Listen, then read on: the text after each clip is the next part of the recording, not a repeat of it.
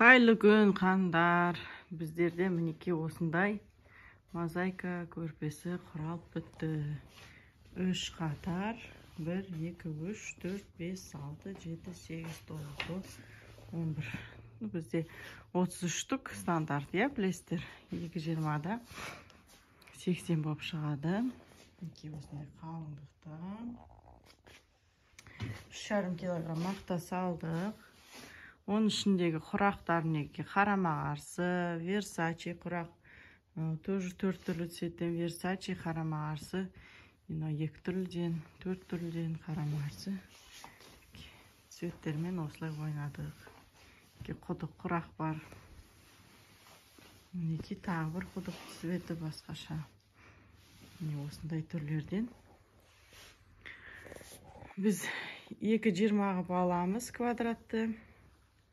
Лентамызды 3,5-нан кесеміз. Астындағы матасы 20-да-20 болады. Ортасындағы осы 3,5-нің лентасын кесеміз. 3,5-3,5 болып. Соны ортасына аламыз. Осындай турецкий велюр матасы. 3 қатарынан қоямыз. 10 сантиметрден жаңа 2 жағына кетеді. Ортасы 60 болады. 59-58 болады ортасы. Соның шетінен тағы да мына лентаға 1 сантиметр тігіске беріп, артығымен аламыз. Бірінші емес мозаика бізде де болды.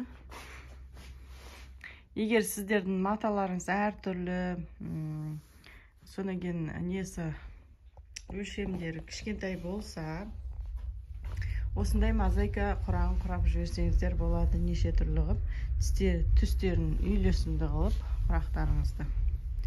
Ал енді егерде видео ұнап жатса лайк басып, комментарий жазыңыздар, достарыңызбен бөлісіңіздер. Келесі видеода кездескенше сіздермен болған Айгерім Айтмұхамбет.